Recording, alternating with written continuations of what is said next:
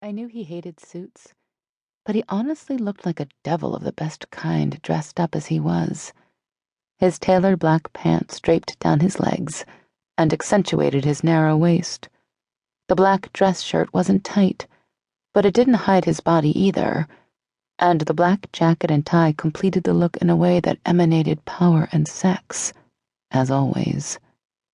In the 8 months since we'd gotten together, I'd become very adept at swallowing my drool before it seeped out of my mouth. Luckily, he looked at me the same way. He leaned against the door, his jacket pulled back from his waist as he slid his hands into his pockets, and watched me with interest. His dark brown hair sat across his forehead in elegant chaos, like a dark shadow hovering just above his eyes. "What are you thinking?" I asked, when he continued to just stand there. "How much I miss watching you come into this room," he answered, looking me up and down. My body warmed, knowing exactly what he was talking about. I'd enjoyed toying with him when I knew he was watching me in here. "And," he continued, "I'm going to miss how your hand shoots into the air like a big dork to answer questions." I gasped, my eyes rounding in mock anger. "Dork?" I repeated. I put my hands on my hips and pursed my lips to hide my smile.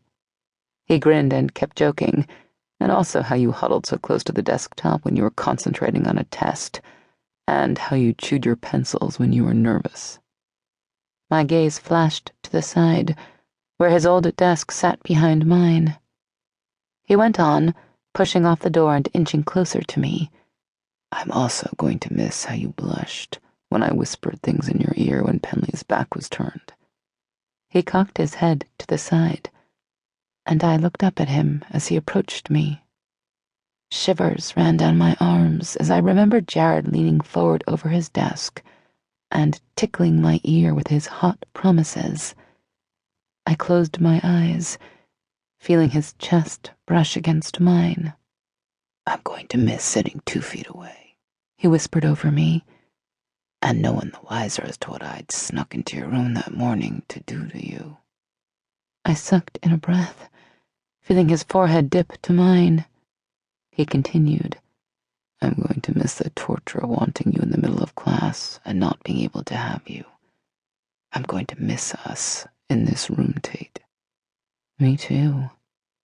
The pull was always there between us, even in a crowded classroom, full of noise and distraction. There was an invisible rope cutting through the space, connecting him and me. He touched me even when he couldn't reach me. He whispered in my ear from 20 feet away, and I could always feel his lips, even when we were apart. I smiled and opened my eyes, his lips now an inch from mine. "Even though you sat behind me, I could always feel your eyes, Jared.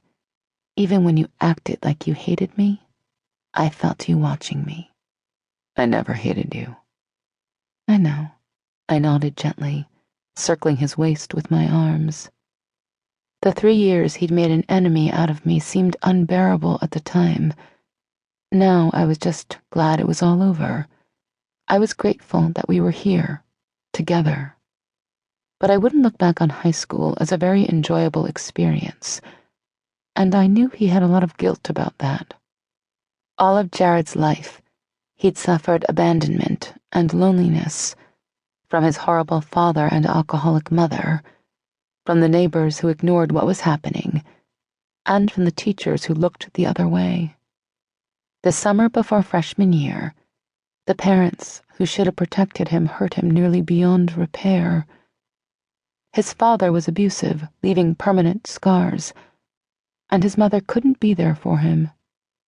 So Jared decided alone was best. He shut everyone out. But with me, he went a step further, several steps, actually. He sought revenge. I was his best friend at the time, but he'd thought I'd abandoned him as well. It was a culmination of too many bad things happening in too little time, and Jared